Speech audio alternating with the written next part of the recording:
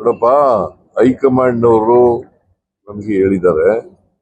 ಕೆಲವು ಕಂಪ್ಲೇಂಟ್ಗಳು ಬಂದಿದ್ದಾವೆ, ದೂರುಗಳು. ಯಾಕಂತಂದ್ರೆ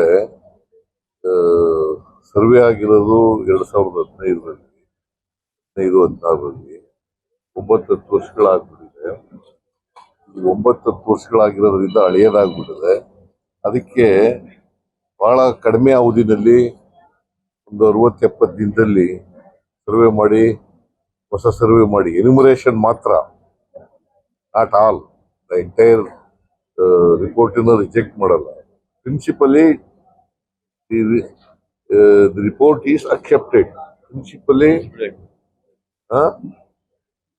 report is accepted, but enumeration ಮಾತ್ರ ಮಾಡಲ್ಲ. ಕೈ ಬಿಟ್ಟು ಹೋಗಿದ್ರೆ ಇನ್ನೊಂದೇನೋ ಇದ್ರೆ ಅದನ್ನ ಅಟೆಂಡ್ ಮಾಡಿ. ನಿಮ್ಮ ರಾಜೀನಾಮೆಗೆ ಒತ್ತಾಯಿಸಿ ನಾಳೆಯಿಂದ ಬಿಜೆಪಿ ಅವರು ರಾಜ್ಯಾದ್ಯಂತ ಪ್ರತಿಭಟನೆ ಮಾಡ್ತಾರೆ. ಅವರು ರಾಜಕೀಯ ಸುಳ್ಳು ಜನಗಳ ಮುಂದೆ ದಾರಿ ತಪ್ಪಿಸ್ತಕ್ಕಂಥ ಕೆಲಸ ಮಾಡೋದು, ಸುಳ್ಳಿಟ್ಟು ಆಮೇಲೆ ರಾಜೀನಾಮೆ ಕೇಳೋದು.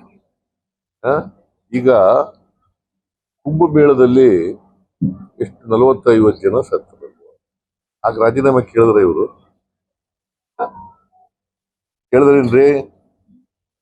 ಒಂದು ಸೇತುವೆ ಇನಾಗ್ರೇಷನ್ ದಿನನೇ ಬಿದ್ದೋಯ್ತು, ಅಲ್ಲಿ ಸುಮಾರು 140 ಜನ ಸತ್ತರು.